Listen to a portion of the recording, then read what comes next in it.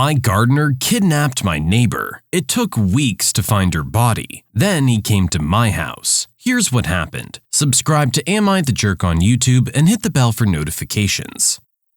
The story I'm about to share involves an active criminal case. I created a throwaway account and am going to keep a few details vague because I don't want to do anything that might cause this guy to get off with anything less than he deserves. Life in prison, if not the needle. This happened a few years ago, close to Christmas time. I work from home and have since the early 2000s. At the time, I was renting a house in a blue-collar middle-class neighborhood. One day, my son, who was in high school at the time, woke up with a raging headache, so I let him stay home. It was mid-morning when my doorbell rang. It wasn't unusual. The neighborhood we lived in was kind of a prime spot for door-to-door solicitors, Jehovah's Witnesses and the like. I yelled for my son to get it because he was so much better at getting rid of those types of people. No joke. This kid has this deadpan stare that would make the devil flinch. Then I just forgot about it. It wasn't until later that night that I even remembered it happened. I asked my son who it was. The landscaper. Gary? That seemed odd. Gary lived across the street from me and ran his own landscaping business. He only came over once in the winter to do some basic maintenance, and he'd just done that the weekend before. No, the other one. His son, I think. That was even weirder. Gary's stepson had moved in with him over the summer. I'd like to claim that my instincts were strong enough to know that something was off with the dude, but honestly, I barely knew he existed. Sometimes he helped Gary do my yard, but for the most part, we never even spoke. Him coming to my door didn't make any sense. What did he want? My son shrugged it off. He didn't say. As soon as I opened the door, he just said sorry and left. Well, if it's important, he'll come back. This didn't come off as anything too concerning. From what I did know of Gary's stepson, he was awkward. Like no eye contact, grunting a hello awkward. I gave a passing thought to going over to Gary's to see what he'd needed, but decided not to bother. It seemed so innocuous. It wouldn't be until a few months later that I learned it was anything but. I can't remember exactly how long after it happened, but it was probably less than a week before I got another knock on my door again early in the morning.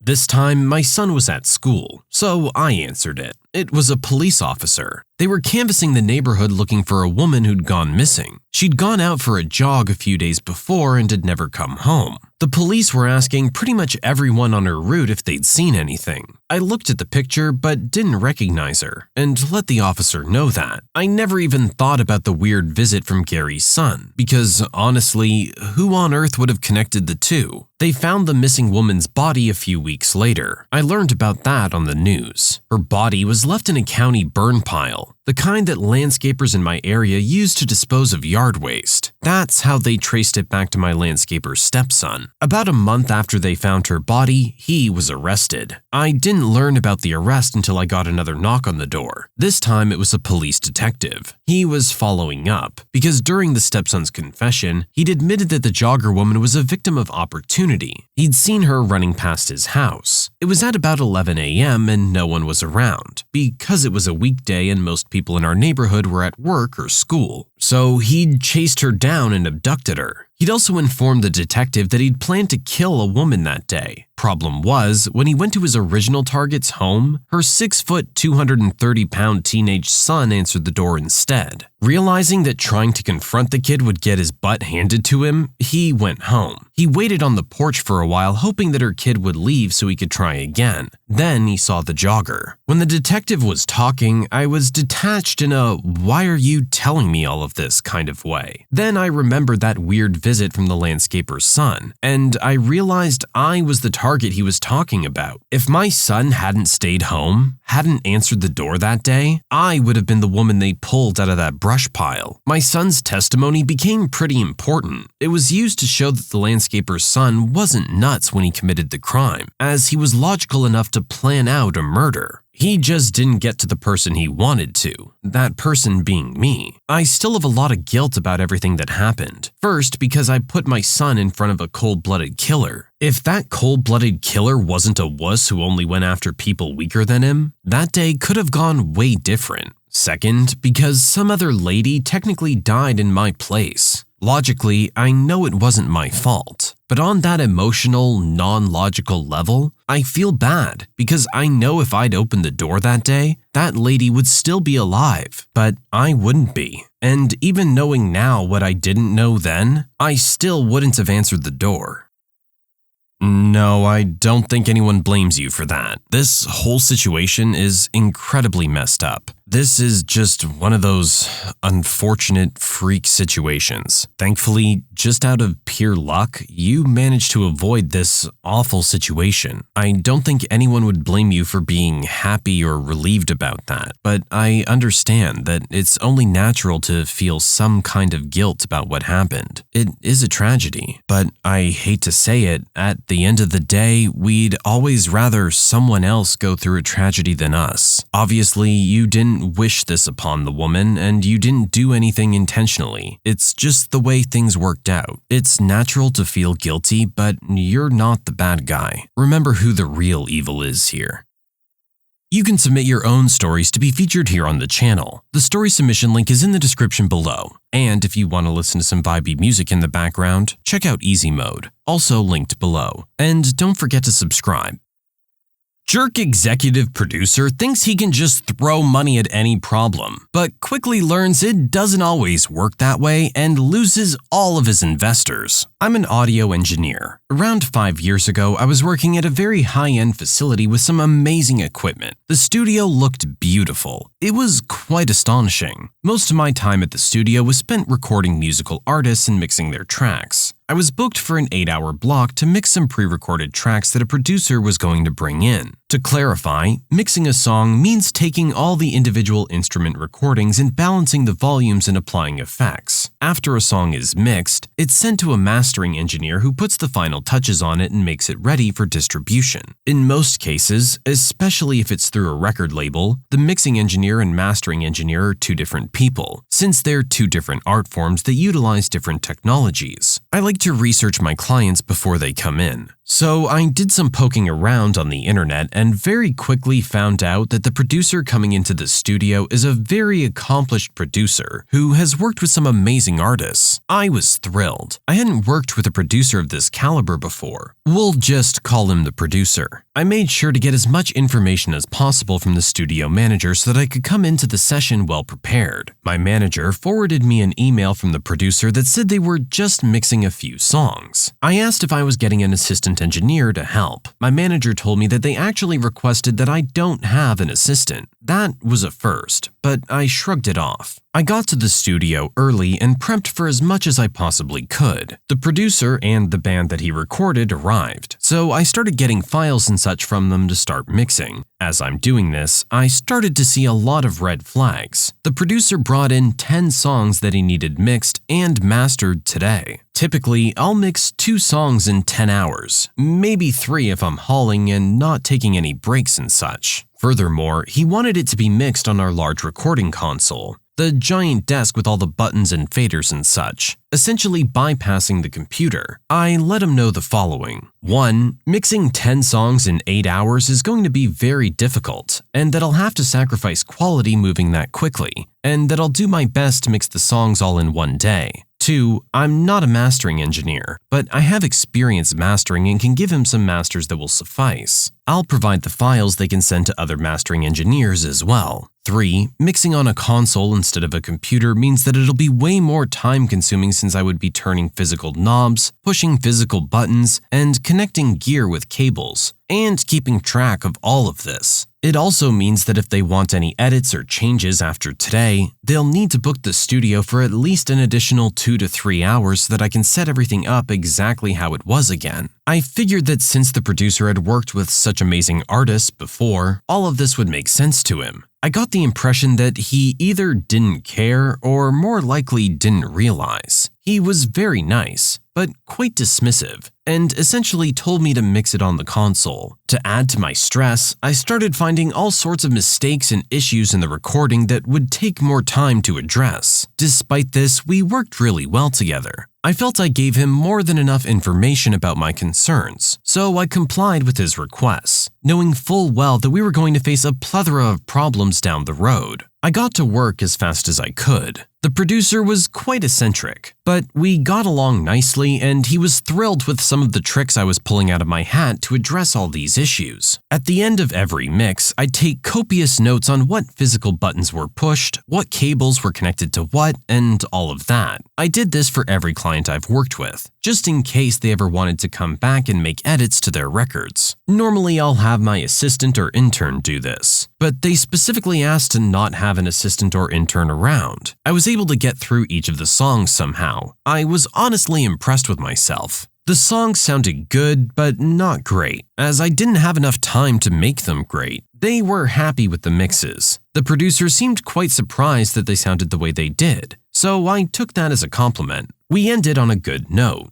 so I thought that was the end of it. A few days later, I get booked again for 2 hours. We normally don't book 2-hour blocks. It's just not worth it. However, I agreed to the 2 hours because there was another 8-hour session booked directly after. So it worked out perfectly. The studio manager didn't quite understand what I'd be doing in those 2 hours. The client was very vague and wouldn't answer any of our questions about what they wanted to happen in those 2 hours. I show up for the session and the producer from a few days ago was there. Before I can even say hello, a car that costs more than what I make in 2 years comes whipping through the parking lot. This guy jumps out and begins barking orders at me. I put together that this must be the executive producer. For background, an executive producer is essentially the guy that knows nothing about the process but has the money to fund it. It's a fancy name for the person who pays for everything. As he starts barking orders at me, about 10 more ridiculously expensive cars pull in. I learned that the executive producer brought possible investors for his new record label into the studio to listen to the mixes and watch the executive producer manage a team. After the executive producer greeted all of his investors, he instructed everyone to go into the studio. I tried to get him alone to talk to him before, but he responded with, "I'm gonna do all the talking, you're gonna do the work." He clearly wanted everybody to see how good he was at managing a production and such. He asked me to pull up the first song to play for his investors. I told him that if he wants to make any changes to the songs, I need at least 2 to 3 hours to set everything up before we can make changes. I told him I could play the songs for his investors, but I can't make changes unless I take the 2 to 3 hours to set up. I also said that I can't even do that today, since I have another client coming in 2 hours. As I'm saying this, I see the producer behind him smiling, clearly getting a lot of satisfaction from this. The executive producer literally turned red with anger and started yelling.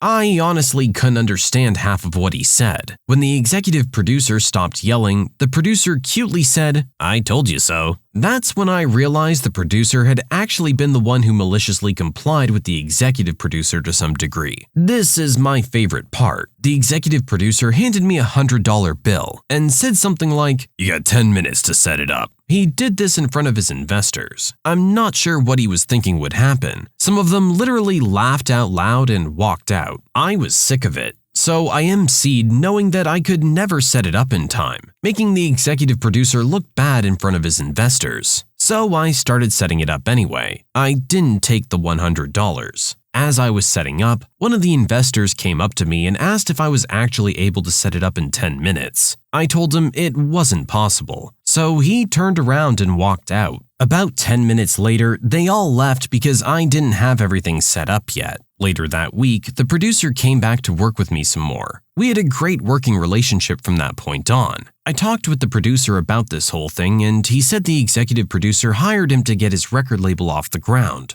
The executive producer apparently didn't listen to anything the producer advised him on and treated him very poorly. So the producer decided to just comply with whatever executive producer wanted, knowing full well it wouldn't work out. He'd gotten sick of the executive producer's antics and just wanted out. The producer had informed the executive producer about everything that would go wrong before they booked me for the mix, and the executive producer completely disregarded him. The producer told me that the executive producer didn't want an intern or an assistant at the studio for the mix because he only wanted high-end music production people there. If assistant is in their title, they don't deserve to be there. It turns out that all the investors pulled out, and the band started to sue the executive producer for copyright infringement. That's a separate issue that I have no info on.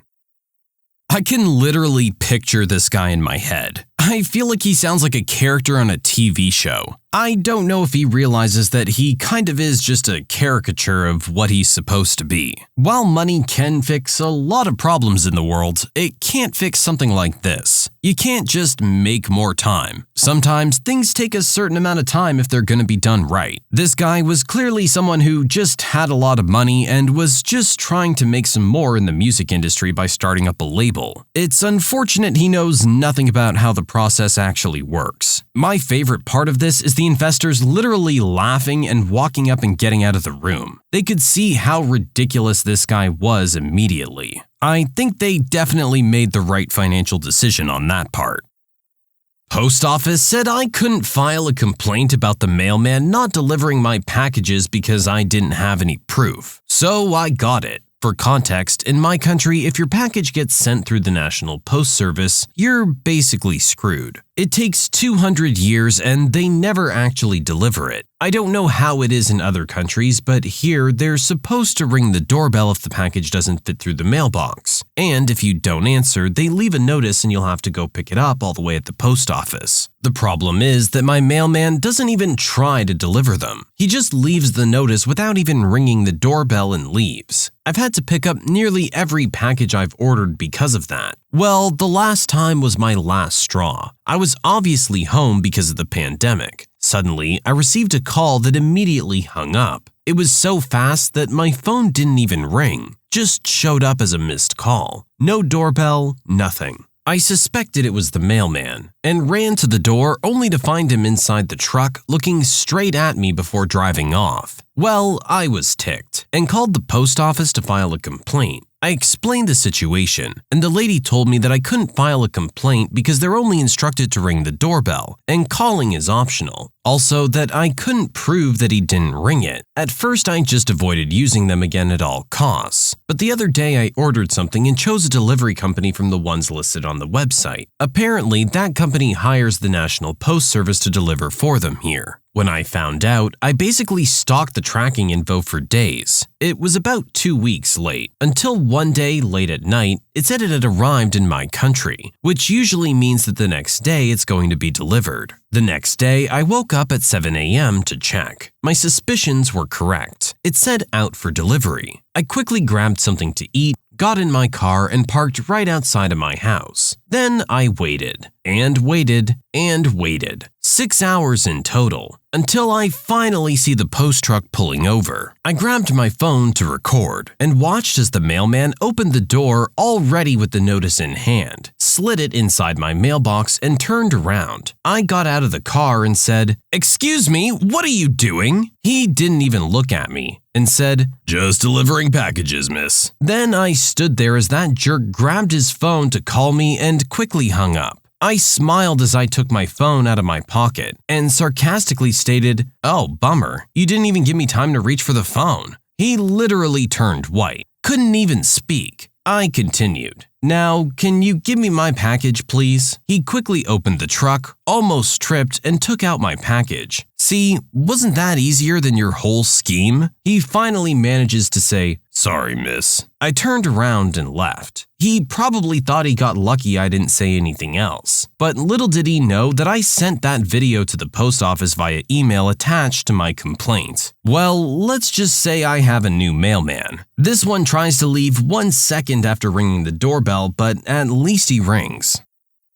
The real problem here is how tight of a schedule these guys are actually on and how quickly they're expected to clear their route. It's why they take shortcuts like this. I'm not saying it's right by any means. The fact of the matter is, the job's just really hard to do the way they're supposed to do it. As a result, they end up trying to save as much time as possible, which includes stunts like this. I've also been the victim of this situation, where they didn't even try to actually deliver, and just give you the notice for you to go pick it up yourself. It's incredibly frustrating. They had your package right there outside of your place, but couldn't be bothered to go into the back of the truck and actually pick it up and put it in front of your door. Instead, they're gonna make you take time out of your day to make a special trip to go get it. It really is kinda stupid. They're paid to do this. If you're gonna hold them to such accountability, maybe have more than one person delivering that route. I don't know, but there's gotta be a situation where the people trying to receive their packages aren't the ones suffering.